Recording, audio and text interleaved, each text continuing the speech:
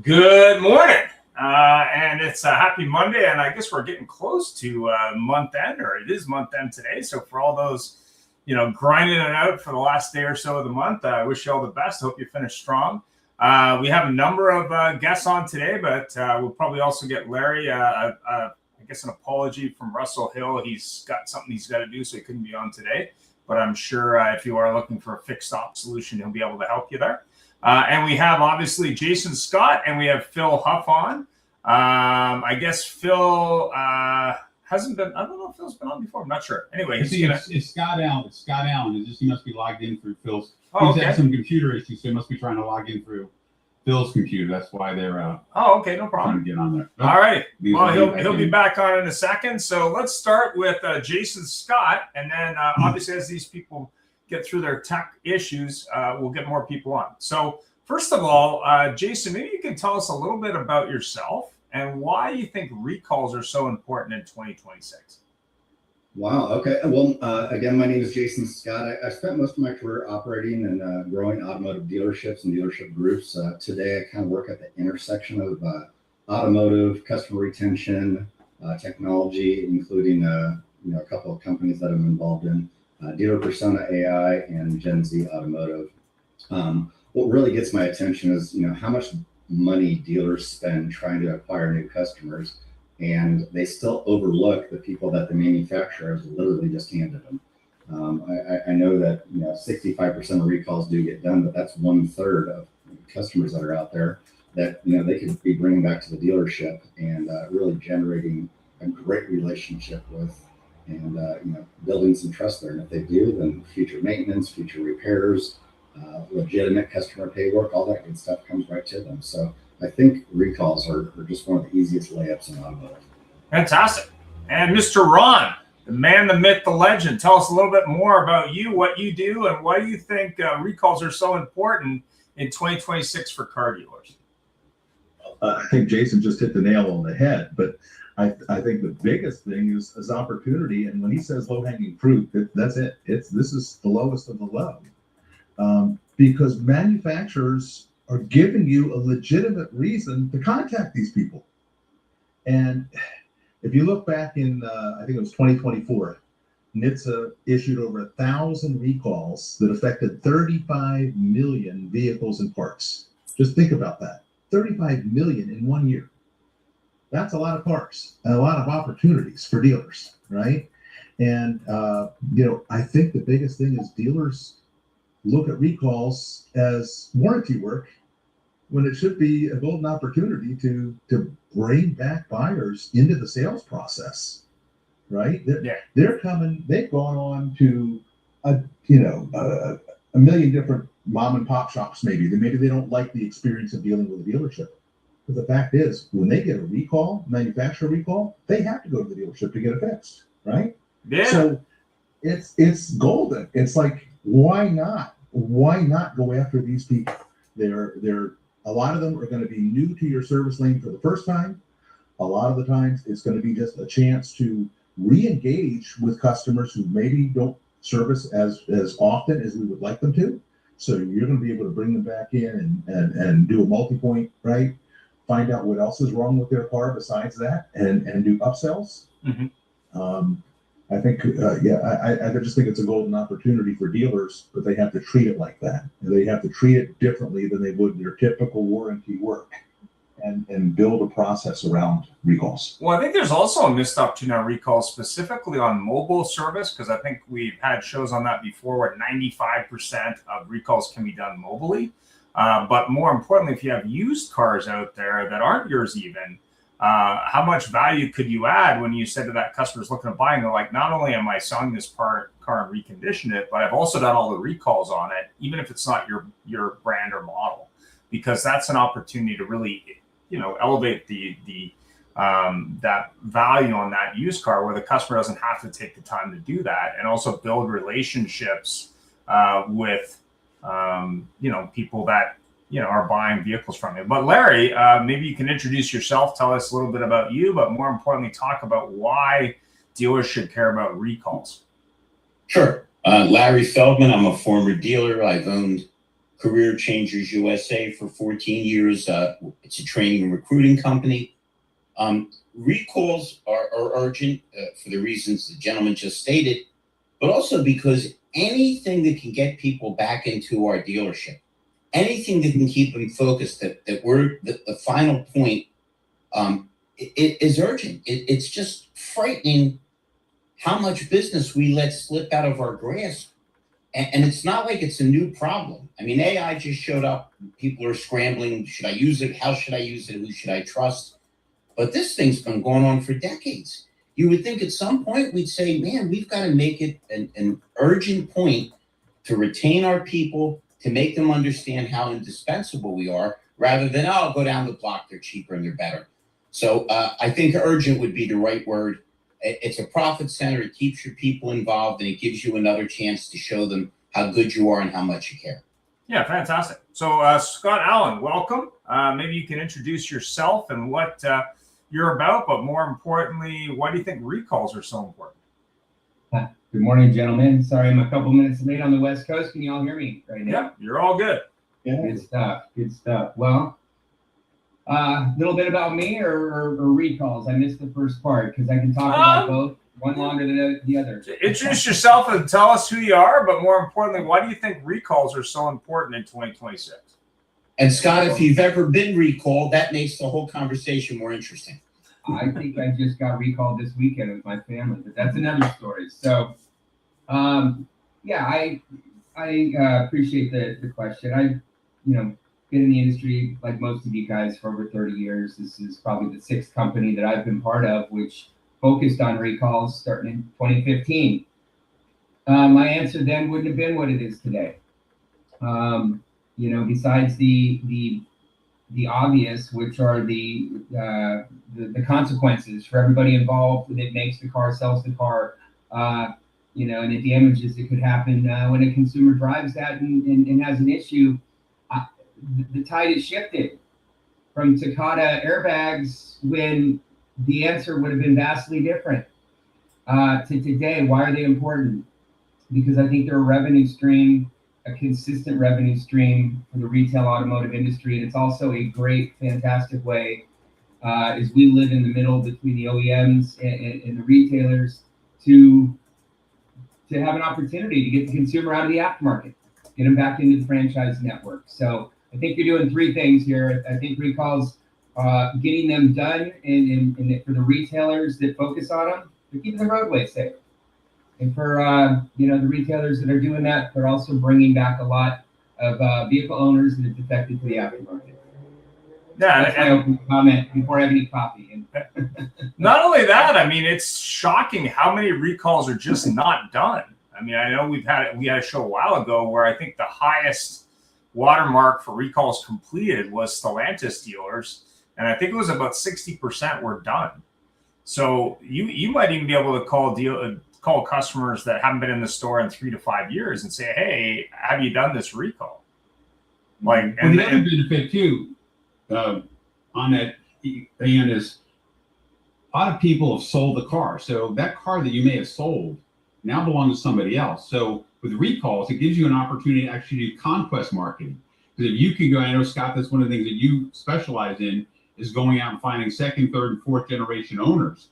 So these are people who did not buy a car from you. They either moved into your market, they bought a trade-in, it was a private transaction, whatever, but they now own that vehicle. But if you can reach out to those customers, they have no relationship with your dealership, but they're driving a car that has a recall. And now you're reaching out to them, and you're the good guy, which is a whole different position to be in as a car dealer. You're the good guy saying, "Hey, Mr. Customer, your car has got a problem, and I'm the dealer that can help fix it."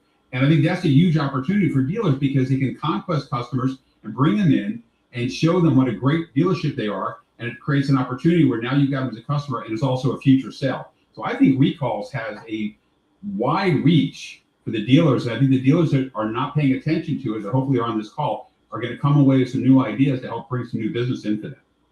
Hey, and we have Eric join the call. Eric, tell us a little bit more about you and what you do and what your opinion is on recalls and why they're so important. If you can hear me. Where's my microphone? Oh, no, I didn't. Okay, sorry. I thought my microphone was off. No worries. I actually work at Recall Masters. I just started with the company a couple months ago. So Okay. I'm kind of still learning about the whole process overall. But what's your opinion on recalls? Well, actually, I was very surprised at how many cars are on the road that aren't very safe. And it's amazing how I think the public isn't aware of everything that is out there. So I think that what we do as a company is extremely important, being able to reach out to people and making sure that they are more aware. So I mean, I guess the question I would then have for you is, and you're new to it, so maybe you don't have an answer, but what do you think dealers are missing about our recalls? Why do you think they're not doing this when it's an obvious, put two and two together, make money? That is a very good question because I don't think I really have an answer for. To me, it seems like, because from what I've learned, that it is such a great opportunity to make money that you may not really think about, because the OEM, the corporate office, is paying you to make these changes. Why wouldn't you want to do that? When I've had the experience of going in to take my car, I've been made to feel like it's a hassle rather than something that they want to do. Fair enough.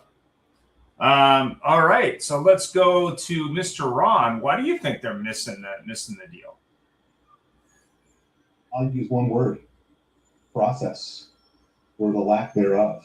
Okay, dealers put, especially in sales, put process into everything, right? And then they have a process for how they work their lane every day in service. But a lot of them just don't have a process for addressing recall. They let the manufacturer do it, and that's the mistake, okay? Because the manufacturer is going to send that consumer an email. There's no other follow-up beyond that, right? And we're hoping that they got that one email or possibly a second one, if possible, and took action on it. But biggest thing is people don't realize that there's no cost to them. And I think the dealers need to make sure that they call that out, right? So there's no cost. It's an important safety issue. And if they start conveying the right things and put it into a process where every month it says, these things have to go out, these people have to be contacted, we have to let them know we have this part for their recall, and it's not going to cost them anything, and bring it in the door. And how we communicate that is the biggest part of this.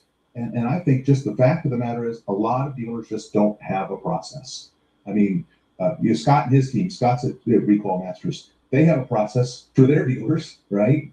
I have at 360 Auto AI, we have a process for our dealers that involves contacting everybody via AI when there's a recall. There's a very important factor here that maybe a lot of dealers don't know, is sometimes you can get a manufacturer list of the recall for every vehicle in your PMA, right? Not just in your bid database. And people don't realize that on a safety recall, you can text them. It's allowable by law if there is a safety issue on a recall. So even if they're not your customer, and even if you don't have an opt-in for text, if there is a safety issue with a recall issued by the manufacturer, every dealer has the availability to contact those people.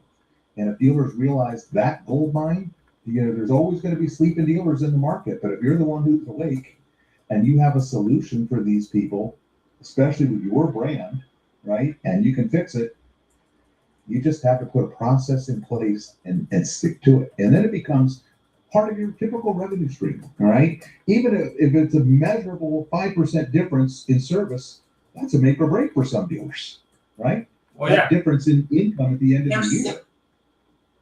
Yeah. Well, Ron, question for you. I know you said text messaging, and I know there's a whole bunch of laws out there, and I'm sure you and Scott have different ideas.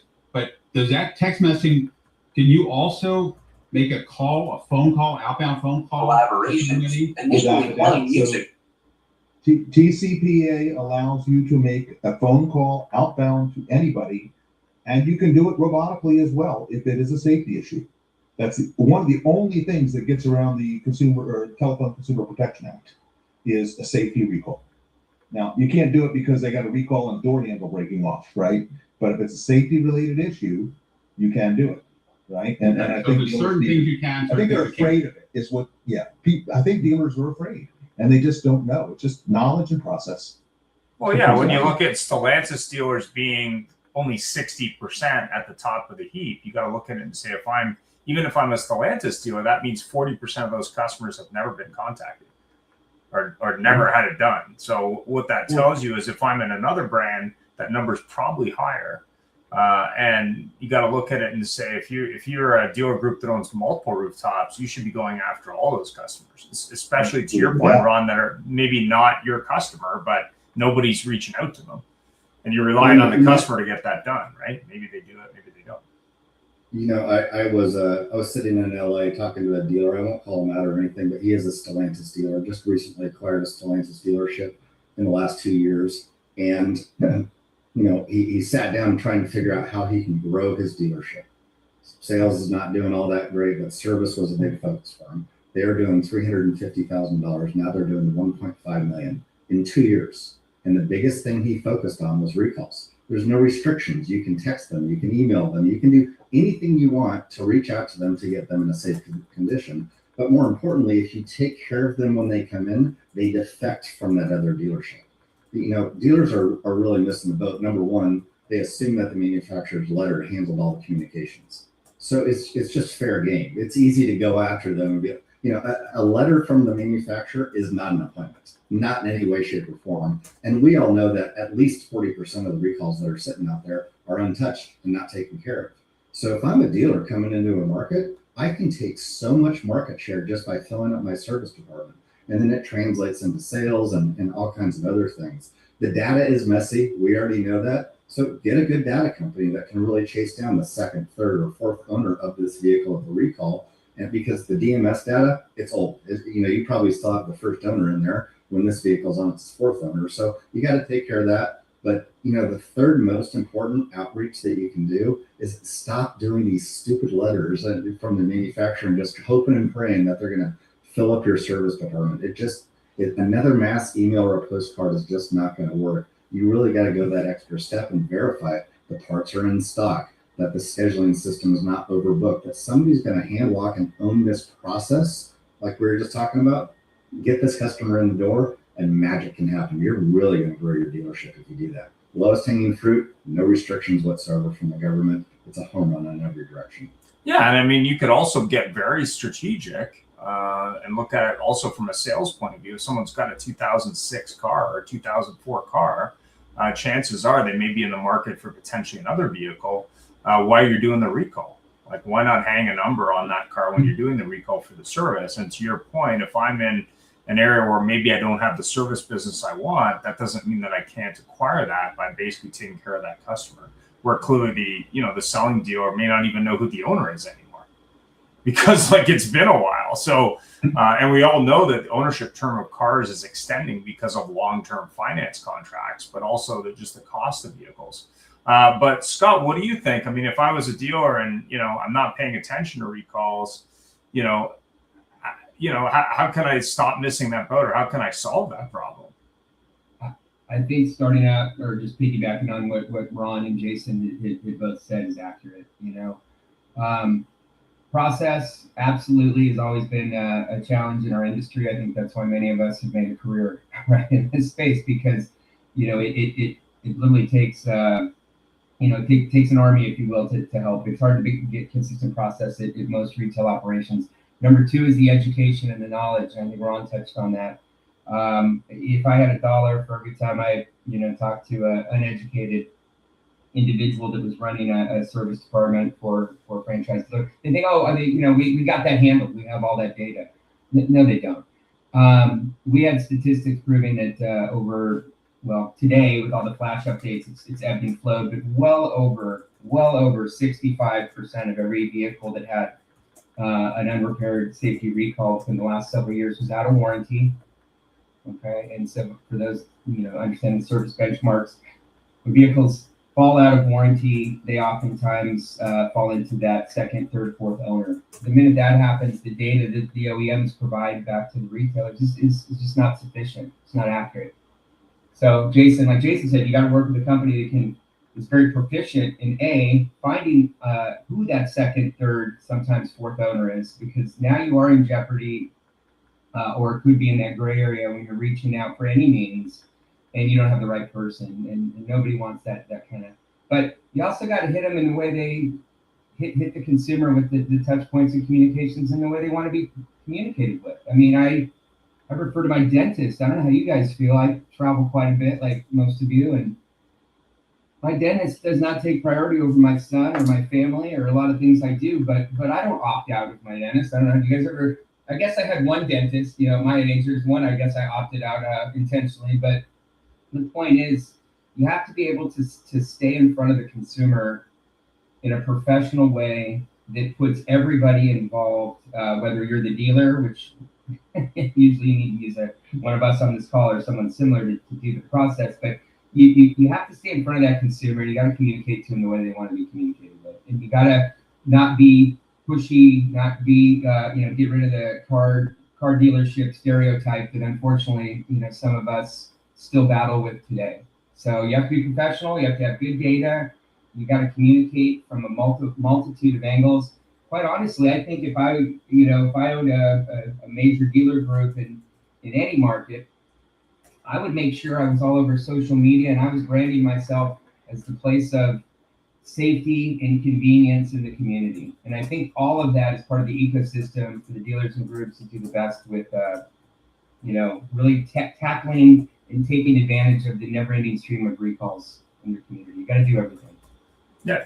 Larry, what do you think on the opportunity? I know you spend a lot of time training in different departments and dealers. I mean, have you had any conversation with dealers going, hey, here's an opportunity not only on the safety side, but also on, the ability to reach out to new customers potentially? Countless times, and this is going to sound kind of novel. There's a new thing some of you guys might have heard of. It's called a human. How about putting a human on the phone and saying, hey, we appreciate you and your business, and we just wanted to let you know at no charge, there's a recall. We want to make sure you keep you and your family safe. We're just, I say it all the time, AI is a great tool, but when it becomes a crutch, you're in trouble. And I don't think you can beat a human being. I'd like to come back, but so-and-so happened. Boy, I apologize. Can you forgive me? What can we do to make it right? I think if we get this involved, you mentioned process, has to be a process. And the process has to be somebody saying, this is why you need to do this, reaffirming that there's no charge to you and why it's important to you and your family to keep you safe. Isn't it interesting, gentlemen, how many of these solutions are simplistic and yet we just keep talking about them year after year and it's just not changing anything. Fantastic. Peter, what do you think on the recall side? I mean, obviously you're looking at recalls, you're looking at opportunity, reaching out to these customers with something that doesn't cost them anything, but there's a benefit. I mean, what do you think? Well, I love what Larry just said, and I think I want to tie back this because the whole thing about it's getting the message out, but there's a key component, and Larry kind of hit on it. And Scott, I know that you guys are big on the call center stuff, and Jason and Ron, you're big on the AI stuff, but the part that I think the dealers need to really focus on as well is when you notify them about the recall and you talk about it and let them know, you have to make sure that the process works. So when that person goes to schedule the appointment or picks up the phone and calls, and where I see a huge breakdown in this process on the car dealer side is the customer sees the messaging, he goes to call and schedule an appointment, and he gets left on hold, or he falls into a black hole at the dealership phone systems. So if you don't have a process in place where when that person goes to make the schedule and schedule that appointment, whether they're going to the dealership, which I highly recommend they don't, they need to go to either an AI system where it can take the appointment or go to a call center where somebody is there to specifically answer the call and take that appointment and do what Larry was saying, build that relationship, make sure they're comfortable, tell them about why it's important, and get that appointment scheduled. It makes no sense to spend money on advertising and marketing to reach out to these people and then have the ball dropped when the person goes to schedule the appointment. So that's really one of the pieces I wanted to share, because when Scott was talking about that and then Larry reinforced it, it really is important to close that loop to make sure when somebody makes that call, they're talking to somebody and scheduling that appointment, because it makes no sense to do anything to generate that call if you're not going to handle it properly. Peter, it's the same mentality where there's still dealers that aren't training their people. They're spending $10,000, $20,000, $100,000 a month to get people to come in so they can talk to people that have no idea what the hell they're talking about or how to build a rapport or how to listen or how to be empathetic. Fantastic. Jason, what do you think? Yeah, that same dealer, I was sitting in his office. I'm an old school car guy, so I'm kind of a smart ass, and I don't work there or anything, but I was up in the sales tower. You guys know what a sales tower is, and there's a lot of action and stuff like that going on. And this kid walks in and he's asking where the parts department is. And I don't know if he was there for a recall or just parts or whatever the case may be, but I'm a smart ass. So I said, hey, we got a special today. And he goes, what's the special? I said, you can trade all your parts in at once for a new car. It's a great deal. Do you want to talk about it? This kid actually ended up sitting there and he ended up buying a car. It was a smart ass comment, but after an hour we came back and he was up there buying a car. It's an older vehicle. Well, same thing goes with recalls. Peter, I don't know what the statistics are. You'll know this a lot better, but if a dealer sends out like 100,000 postcards and emails, how many of them actually buy a car? What's a good percentage? 1%, 2%, 20? I don't know. What's that percentage?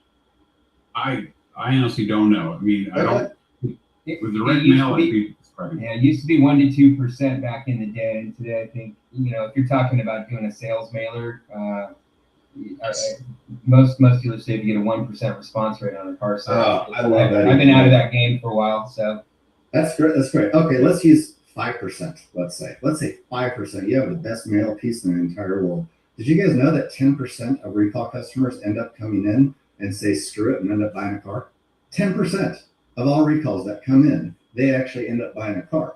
So why are you spending $100,000 on a sales campaign when you can go for the lowest hanging fruit of all? You can text, you can email, you can do anything you want with these people because it's a safety related recall. And then boom, before you know it, they're actually up front buying a car. So you're just going to own that whole process. Like Larry was talking about, one rooftop, one recall, and one accountability manager, and just do a hardcore 14-day sprint and see what happens to your dealership. It's the easiest layup in the whole game. Yeah, I mean, because you also got to look at it and say, do they have the parts? Do they know to inspect it? Have they done any? I mean, there's a lot of options there, right? That's that they my may not be favorite prepared one. with.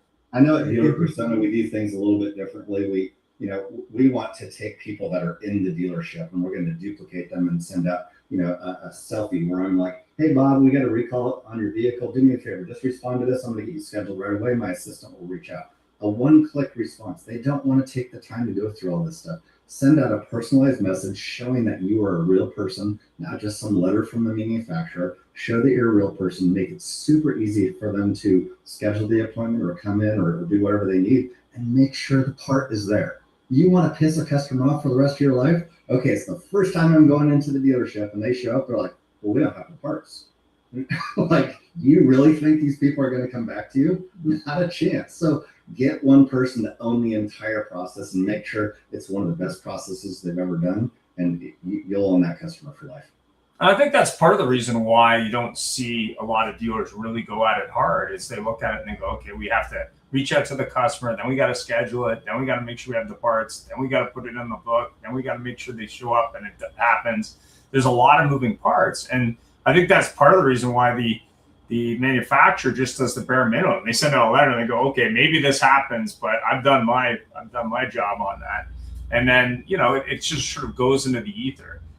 But I think at the end of the day, to your point, if I know someone's going to come in to do something for free, there's an opportunity to talk about other stuff while they're there. But more importantly, I have to execute front to back. I got to play a quick message from the sponsors. I'll be right back to the show. If you look at the last 4 years again, we've answered 41 million phone calls for dealers over the last 4 years with our AI platform. We've also handled over 150 million text messages. And so when you look at just those raw numbers, that's a 4 to 1, 3.5, 4 to 1 text to phone call. So I don't know. Here's what I can tell you, though. I believe that the customer wants to be met where they are presently. If that is text, voice, video call, if they want to be engaged and engaged instantly. I'm Vince Delmonico, General Sales Manager with Cruise Ford Lincoln. Larry Feldman came out and did one of our training courses. Absolutely incredible. I sat through the course myself. The engagement that our salespeople gained from it, the excitement that he brings, it was a new way of looking at things that we're already doing and how we can improve them. Love it. It's literally the best thing since sliced bread. My name's Fareed Ahmed. I'm the founder and CEO of DSMA. So why should you use DSMA to sell your most valuable asset? The answer is very simple. It's our unparalleled approach to our clients' needs and satisfaction. Remember, DSMA, we're real people doing real deals. Meta, Instagram, social, and your team is still waiting for ups like it's 1999. Let's be honest. Your market isn't watching TV commercials. They're double tapping and engaging with your competitors on social media posts. People are shopping these days for cars and servicing their vehicles in between watching cat videos. Overcome with career frustration, he went to therapy. Good morning. I don't know what happened there. Anyway, so where do you start? Like, obviously, you got a little bit of a challenge there. Where do you start, Jason, with fixing this problem? Like, what, where should dealers start? I mean, we know this. I'm really careful about recall success stories. We're working with over at Dealer Persona. We're working with a group right now, and we want to start off with 500. But once we went through the data, we realized there were 604. Then matched Ford owners, and instead of treating it like just some generic list, we wanted it to be different, unique, because there's a lot of Ford dealers in their area. So the campaign was designed around short, personalized, selfie-style messages. Same one I just talked about. I held the phone up there. We did a message. I said, "Hey, Ron. Hey, Ian. Hey, Peter. Calling about your F-150." I wanted to let them know I was a real person reaching out to them. But, that's not the entire thing there. What you really got to be careful of is the response. I'm really careful about calling something a success based on sends, views, and clicks. The real score is the completed repair orders, safer vehicles, customer pay conversion when a legitimate need exists, and whether the customer returns again. Those are the metrics that I'm really looking for. The broader data supports this approach, and NHTSA has said many times that if we send a letter out, we get this response rate. If we have an actual phone number, it doubles, which is great, very good. But the most identifying thing that I found from NHTSA was by simplifying the response process, it increased the call volume 6-fold. So instead of just sending them, hey, schedule an appointment, make a phone call to me, things like that, it's too hard to do. But when they used the customer's phone and they made it a simplified response process where the customer could click one thing or just respond and say, okay, schedule me or something like that, it was a 6-fold increase in what they're doing. I'm in a relatively obscure movie. Me to the I think that's an important lesson for everyone. Make it personal. You're going to get their attention. It's just like scrolling on social media. You keep on scrolling until you see something that you like in the first 2 seconds. Okay, boom, I see something that I kind of like. I'm going to listen to this message. And once I do, how can I take action on it? Very, very easily. I don't want to go through this long process and fill out forms and stuff. If I can click a button, they can come to my house and take care of me, or I can just stop by the dealership real quick. It's a win every single time. So stop focusing on sends, views, and clicks and start focusing on the repair orders, safer vehicles, customer pay conversions, and whether or not that customer returns again. That's how you pay that person that owns this campaign. That's your pay plan right there. Build it off of that, and you're going to have continued success. Fantastic. Scott, where would you start? I mean, we know there's an opportunity. We know the dealers may not be as process driven. Where do you start there? I'm just glad that we're putting an S on the end of the word recalls, because in the last 4 or 5 years, the amount of companies that have approached us at Recall Masters that are our clients as well, outside automotive, leasing companies, rental car agencies, all the DMS providers, and most of the main players that we all know in the industry that we call home use Recall Masters recall data through APIs and so forth. And that's a big part of our business. And why I say that is, number one, the product guys always leave the S off. They go, what do you want? We need recall. I'm like, recall? You want to buy one? Like, okay, we'll buy one recall. Recalls are coming out at an unprecedented rate. You guys should know that. And there is a publication or a report called State of the Recalls that I think in 2017, 2018 was the first year that my team at Recall Master started publishing that. And why? It was to provide deeper education around the topic that nobody really understood or knew the magnitude of it. When the Takata airbag really impacted everybody's world in our industry specifically, what we saw in 2018, late 2018 to current, is a mass increase of what we had already called voluntary safety recalls. That means the government didn't come in, mandate that manufacturer, that manufacturer then sends out the postcards that we historically all talked about. Maybe they got the person, maybe they didn't. The dealers might have had parts, maybe they didn't. I mean, it was just an absolute mess. Things have gotten a little better, but the point is, you know, we have over 25,000 and growing individual recalls. There's something called recall fatigue. And I want you guys to think about this for a minute, because, you know, for 12 years now, this is not a sprint. There shouldn't be a campaign. This is a process. You either embrace it or you don't. And if you do it, you got to do it right. But let's talk about the mystery calls in. The average dealership, even if you're one of the publics that I respect a lot that are very process driven, every single franchise dealership in the country, and we have the data that proves this, misses anywhere from about 5 to 8% of their closed repair orders coming through the service drive each month. Think about that. 5 to 8% of just everyday organic traffic before anybody does anything above and beyond. And I can tell you guys why that is. The process, awareness, if the consumer doesn't know ahead of time, they're coming in for the LOF, which is the most common. They've allocated 90 minutes. Express service is the big culprit. It just is. People that have their 45-minute express service, they didn't know they needed to leave the car for an extra 40 minutes or whatever it might be. And that consumer goes into the wild. So from a process standpoint, back to what Ron touched on the beginning of the show here, I think consulting is the short answer, Ian.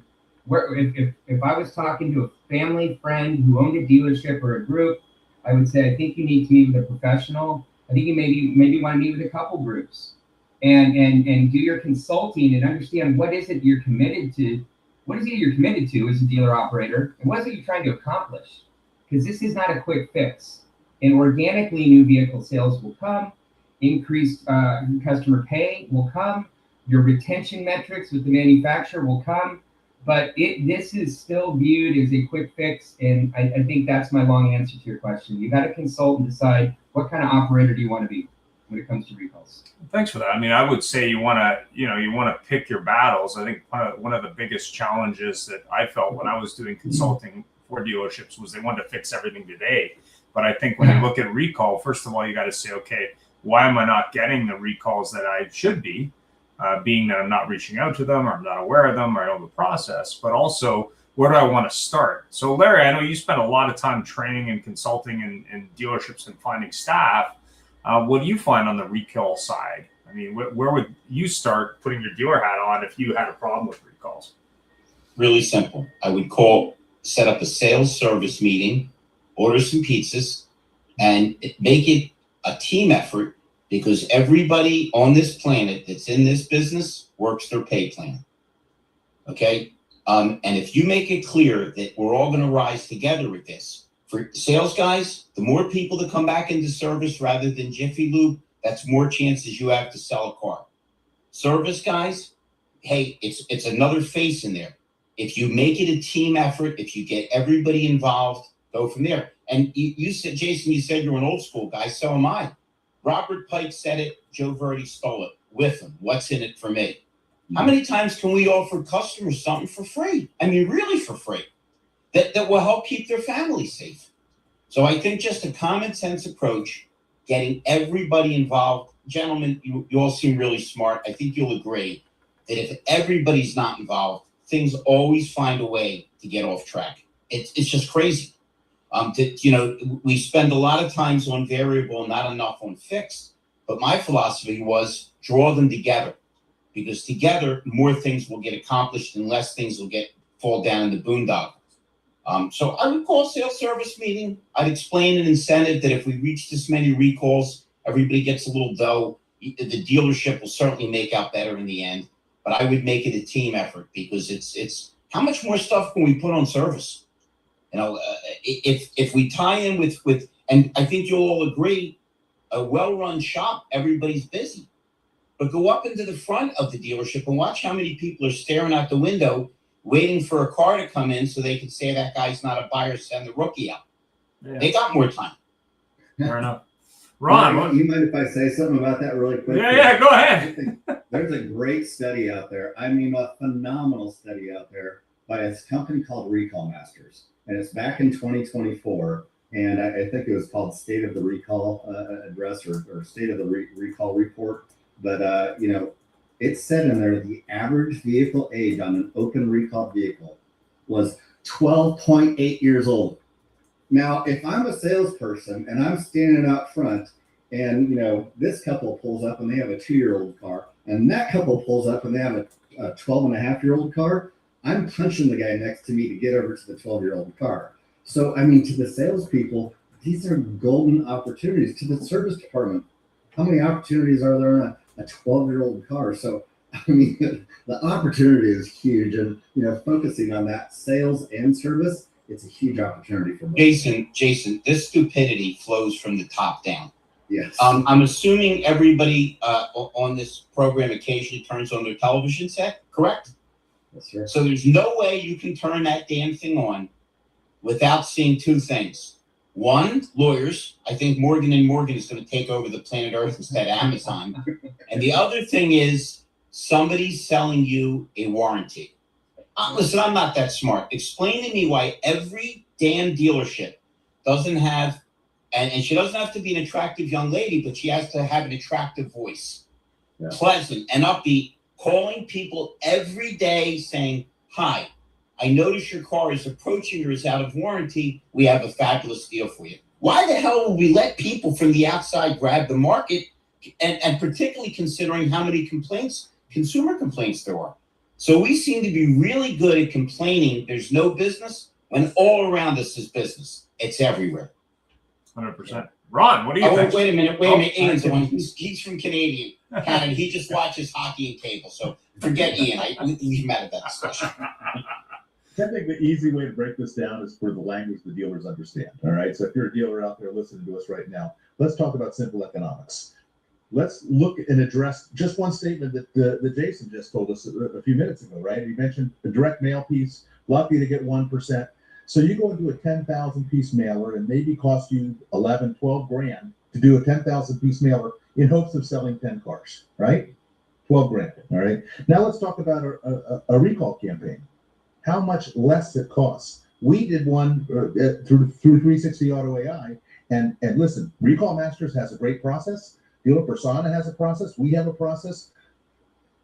Keyword process that we talked about earlier. Put it into play with an outside vendor if you can't get your staff behind it.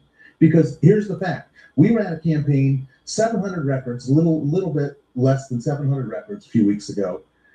The dealer had 70 appointments booked within 48 hours. Think about that. 70 appointments for a recall. All right. Take those 70 appointments and monetize them. Say you're $400 in RO, right? That's 28 grand. Okay. Now take Jason's figure and say we convert 10% of those people who come in to a buy. There's 7 vehicles at 3 grand front and back. There's 21 grand. So for less than 2 grand, you've got almost 50 grand in gross profit.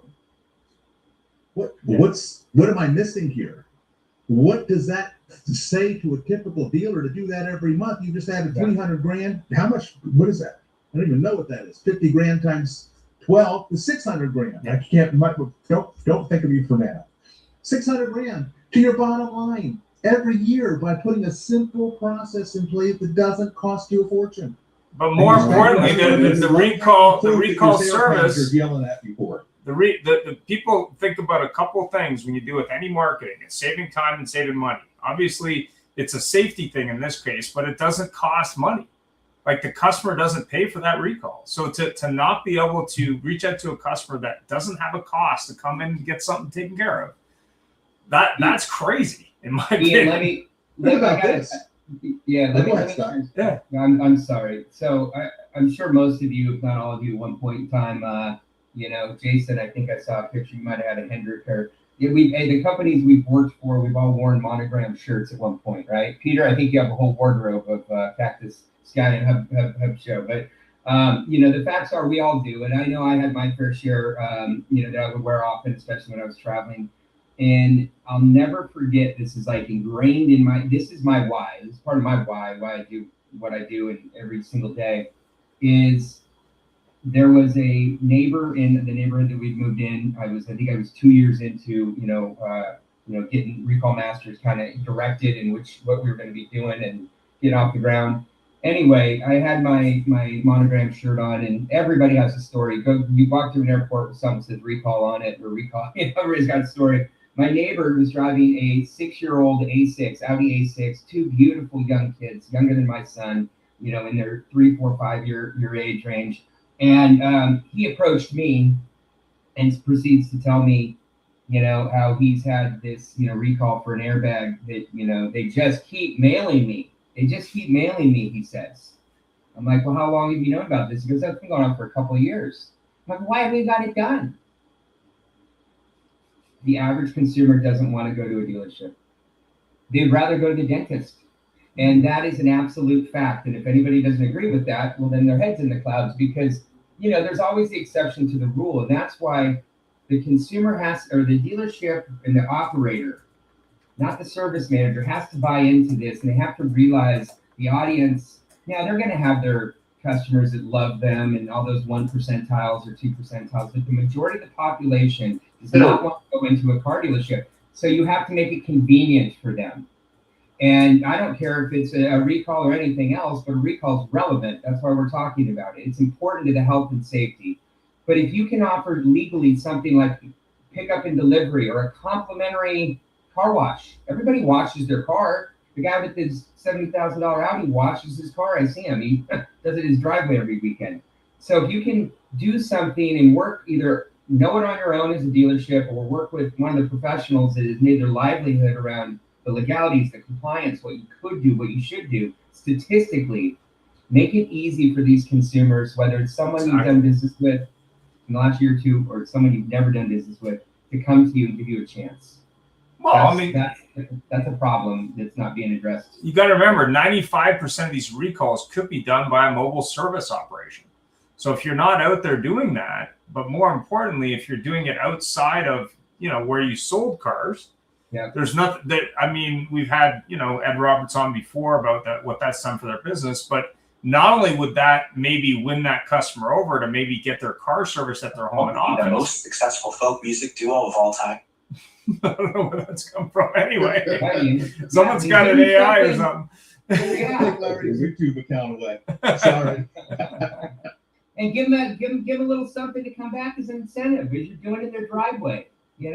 Here, we want to do this. I'm give you a chance to come try us out. So it's a process. That's what I say. For dealers and groups, they have to embrace this as not a one-off campaign to get me an extra couple car sales or boost an extra $100,000 in revenue by Q4. You're either in or you're out, and dealers and groups need to use the resources they have, which are typically, companies and consultants that do this kind of stuff for a living and can make it turnkey and seamless. Yeah, like but you don't need a consultant. Go ahead. Peter, you don't need a consultant to tell you the value of a customer.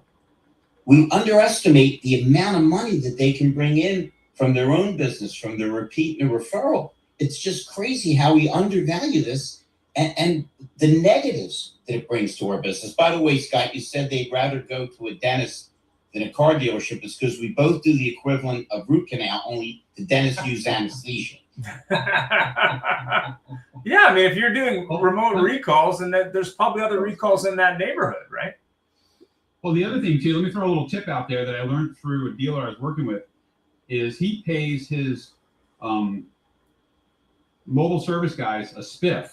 So if they're out there at the customer's house and he notices that the customer has another product, like if they're doing a Ford recall and I see in their driveway or in the garage they've got another Ford product, he says to the owner, hey, by the way, while I'm here, would it be all right for me to go check your other vehicle to see if there's any open recalls? And for every one they do, they get a $20 spiff.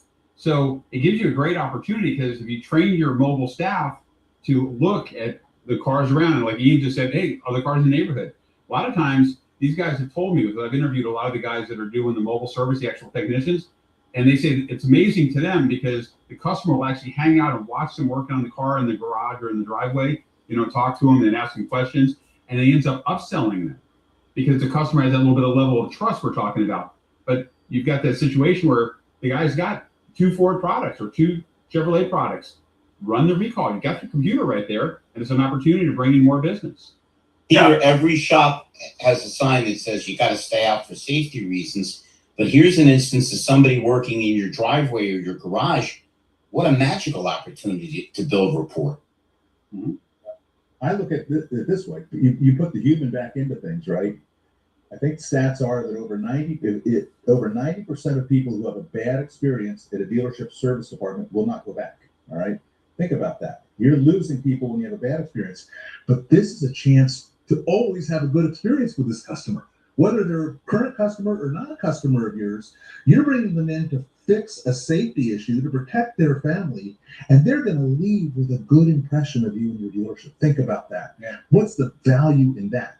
That's putting the human. So I'm an AI guy. Yeah, I'm going to drive them in, but it's you and your staff. They're going to take care of this customer.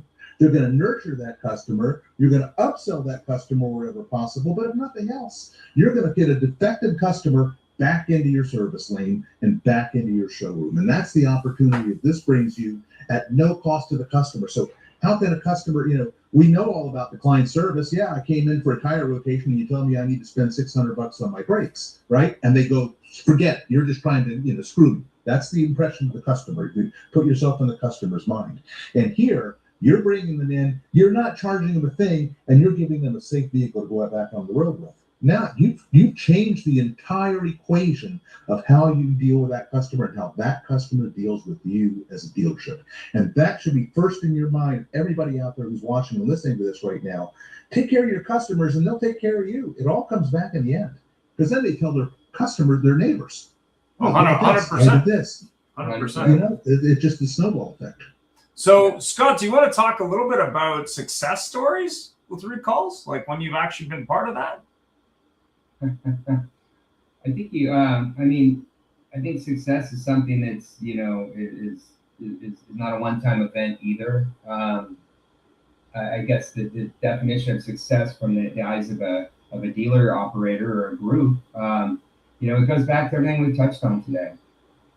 The objective, I think, is for the retail dealerships and groups we support, and the manufacturers that produce their parts and cars, to keep those consumers in the new car, infrastructure and not default to the aftermarket. So selling cars, to people that have recalls will happen organically, as Ron just touched on, if you take care of them. It is a process that I think needs to happen consistently, and if you can automate as a dealer with all the different technology and companies that are out there that can help and do things in a turnkey format, as I say, I have seen a line item of additional revenue for some of our dealer groups that brought to my attention. They're bringing the cars in, taking them, they're reconning them, and they're refrontlining them in their used car department. So I guess my short answer is what fueled into that one group that I've worked with and consulted with now for 10 years specifically on this topic. I've learned just as much from them as they've learned, from me. So it's a good relationship, is the fact that they check every service customer that comes through the drive. And that's a 10-to-1 to cars dealer sells each month. And if you enroll those service customers and you say, we have a service in for you, and for all of our good loyal clients, at the rate that new recalls come out on these vehicles, we want to be the first to take care of you. And we'll do all the work for you. If you're okay, we can set, all we need is your name, phone number. Would it be okay if we text and emailed you? Now you're getting a legal opt-in and you don't ever need to worry about it. And it literally takes 10 seconds. When a dealer in a group does that, like some of these large publics have, you realize before you got over 100,000 and individuals that have asked for that group to reach out. Those are stores that I've seen from a success standpoint. They're selling anywhere from 5 to 8 cars for their domestics and imports based off that group of people that just wanted to be notified through a service when they have a recall. So that's one of my many stories. I'll leave it to the rest. Thanks very much. So, Jason, give us a tip people can use on the recall front, because we're almost out of time. We're just talking about success. I think the absolute biggest metric that somebody can use is not getting the recall complete, but having that customer come back.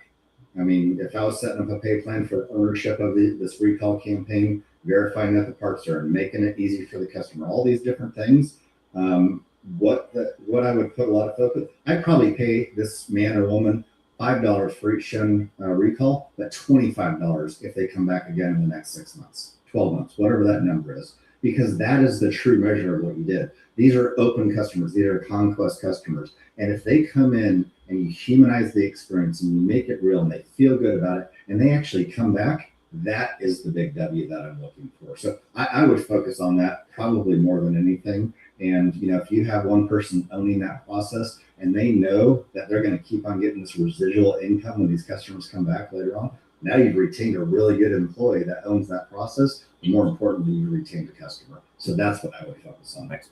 Larry? I'm gonna build on what Jason just said. Incentivize and measure.